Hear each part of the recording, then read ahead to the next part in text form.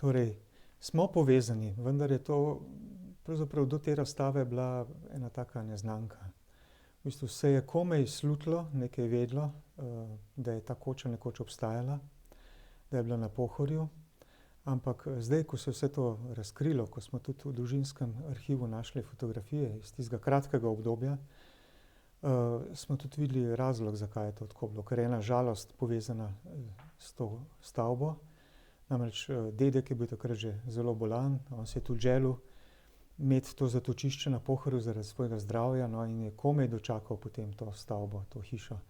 Mislim, da je samo par mesecev je družina uživala, otroci so bili še majhni in kasneje se je, tudi zaradi tega mislim, da se o tej stavbi ni govorilo. Kasneje je babica potem tudi to prodala zelo hitro in tudi usoda te stavbe, vem, da danes ne obstaja več, je pol ostala neznanka za nas.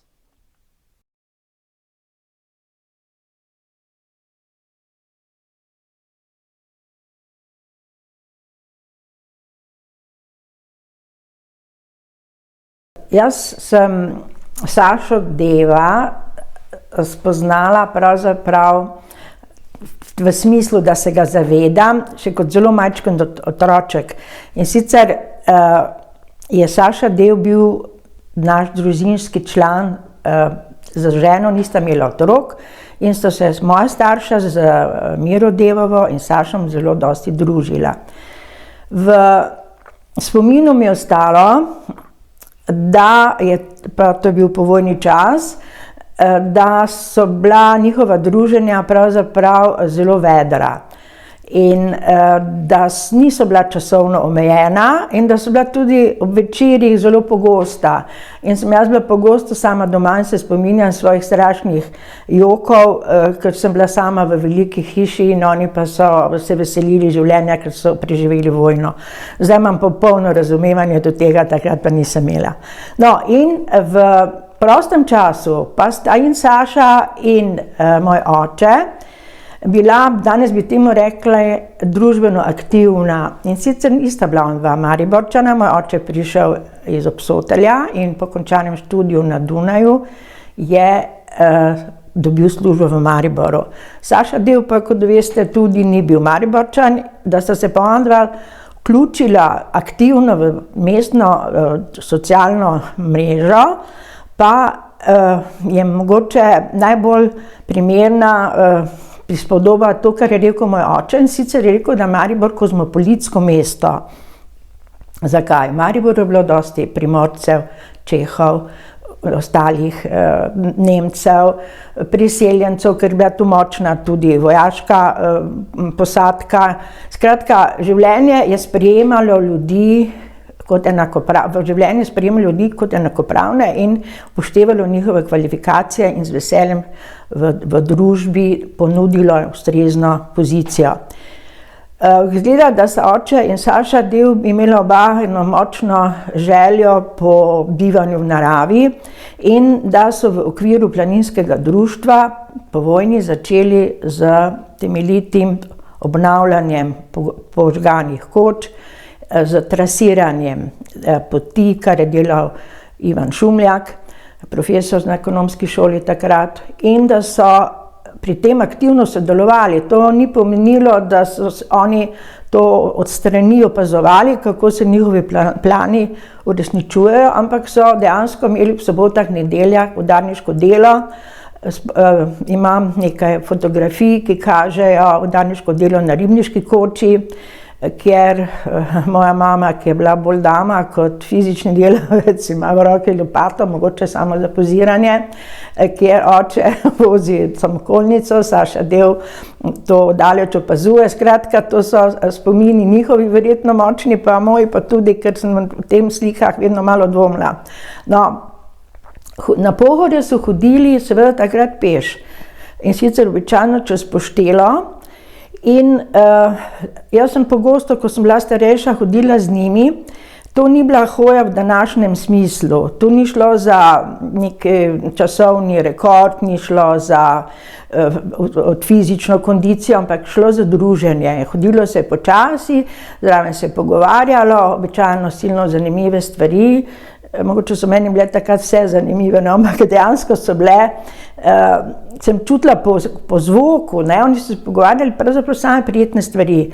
In kot je moja mama rekla, vedno z dosti esprija, to pomeni, da so govorili lahkotno, uglajeno, na nekem nivoju. In moram reči, da se tega najraje spomnim in da to tudi najbolj v svojem sedanjem življenju pogrešam. Ta način konverzacije, ki je bil med njimi običajen. Na Kočah se je najprej uredil tisti strokovni del, mogoče je Saša pregledoval, kaj se je med tednom že pozidalo. Oče moj je običajno bil ali oskrbnik ali je urejal stvari, ki so bile v tistih časih, kar se tiče materiala in prevoza, silno komplicirane. In potem je sledilo druženje. Tu bi še dodala sledeče, da moj oče, ki je bil pač vedno nek funkcionar v planinskem društvu, iskal vedno tudi kontakt z JNA. To pa zato, ker so oni edini imeli takšne majhne tovornjake, ki so bili sposobni pririniti do tistih osamljenih planinskih postojank.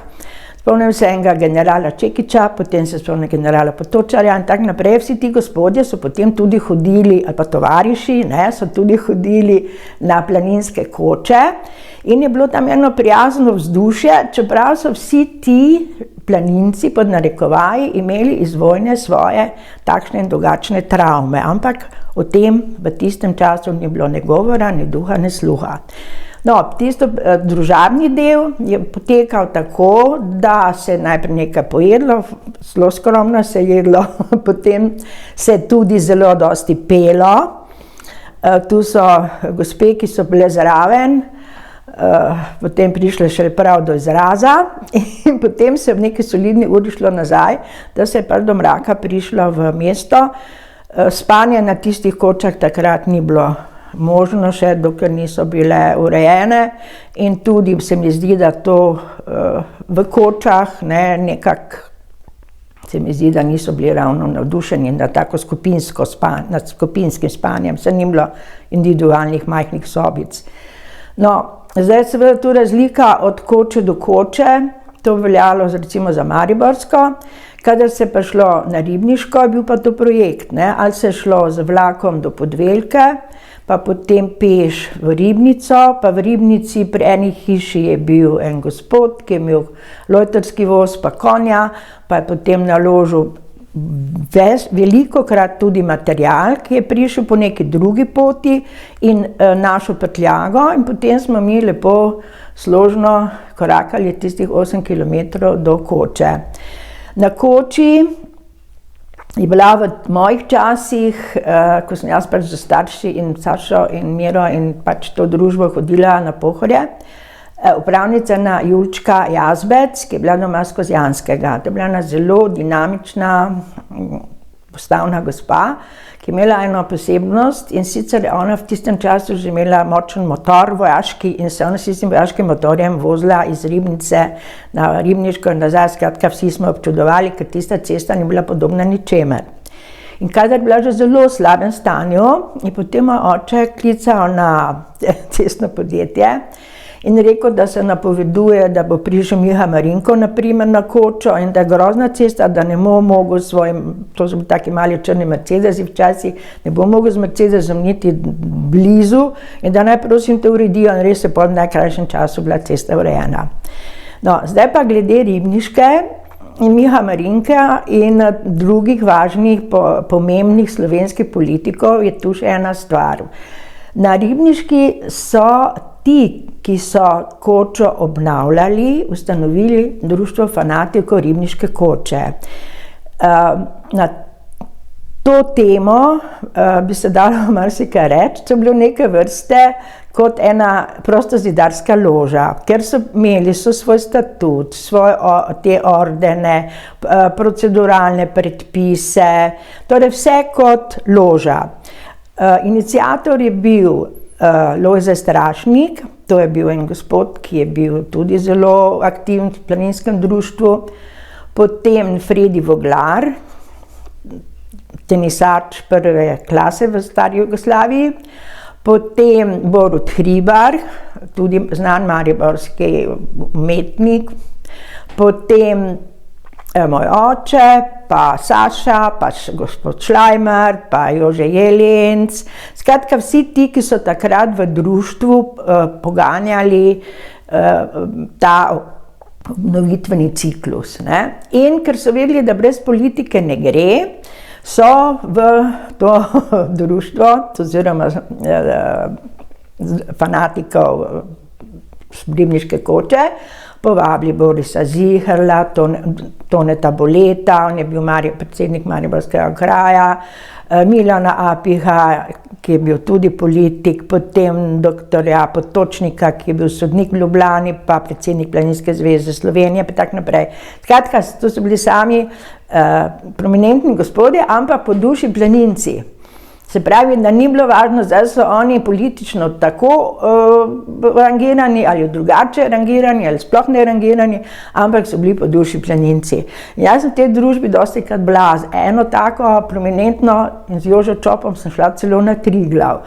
Ne, to so nepozabni dogodki zato, ker je bila to ena komunikacija, ki je več ni. Ko je bila Ribniška potem lepega dne obnovljena, je dobila ime Bela golubica, ker so bili vsi ti gospodje, ki so jo z lastnimi rokami spravljali v prvotno stanje, v njo zaljubljeni, dobesedno.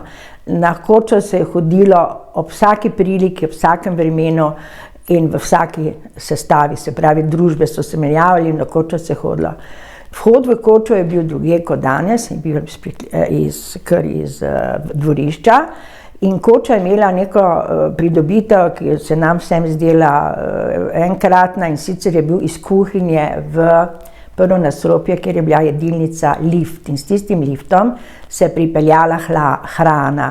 In kadar smo mi bili vsi zelo lačni, smo bili bolj tihi v pogovoru, ker smo čakali, kdaj se bo v lift vklopil, ker ko je začel lift grozno tuliti, smo vedeli, da golaž prihaja na mize. V Koči pa je bila ena sama estetika, in sicer je bilo pohištvo bolj planinsko, rustikalno, vse macesen. Dosti je bilo lepih lestencev, na katerih so bili narodni ornamenti po tistih shemah, ki jih je narisal en gospod, ki se je pisal Sič, in jih je izrisal Borut Hribar v najlepših slovenskih nacionalnih barvah. Posebej lepa pa je bila peč. Peč pa je bila enako iz pečnic, ki so tudi bile slovenski narodni ornament, in je bila velikanska. Imela pa še eno inovacijo, ki je sigurno Sašova zasluga, in sicer je stala na enih nogah. Kako močno so morale biti te keramične noge, se ne znam predstavljati, ker volumen peči je bil enorm. Tisto pa je bilo pomembno zato, ker smo mi smučali v usnjenih gojzarjih. In gojzarji so bili do večera mokri, da si jih lahko vzel. In potem smo jih napolnili s časopisnim papirjem, smo jih dali v Koči pod peč in zjutraj smo šli na novo na sneg. Takšnega luksuza, kot je bil na Ribniški, seveda na mariborski Koči ni bilo. Malo boljša je bila Kovačičeva koča, ki je tudi narisal in izmislil vsi, po domače rečeno, Saša Del. In pa Špragarica. V Špragarici sem bila pogosto, in sicer je bil ten kubus, danes bi rekli, da je to popolnoma sodobna arhitektura, minimalistično, v švedskem stilu, les. In prelepa terasa, veranda, ki je pravzaprav osrednji del tistega majhnega poslopja, kjer si se počutil, kot da si v eni pravljici. In tam sem jaz najrajše z mojo mamo kakšen vikend preživela. Drugače pa na mariborski in Ribniški pa manj, ker so bili oni vsi brez otrok tam in so nas otroke pač puščali doma.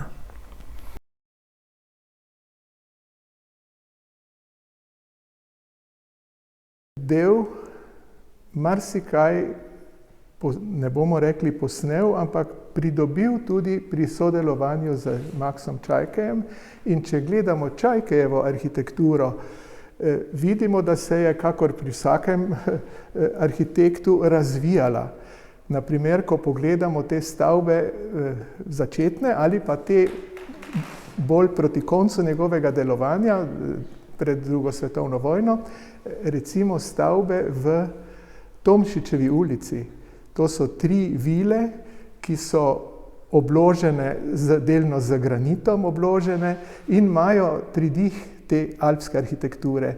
Tako da mislim, da je del na nek način ob Čajkeju se tudi nalezel, da tako rečem, to vrstnega oblikovanja in to vrstnih pogledov, in kar se potem posebej vidi tudi Seniorjev dom pa druge take hiše, imajo te prvine, ki jih najdemo tudi pri Čajkeju. Določene obloge z granitom, s kamnom in pa nekateri detajli lesenih ostrešij in lesene konstrukcije.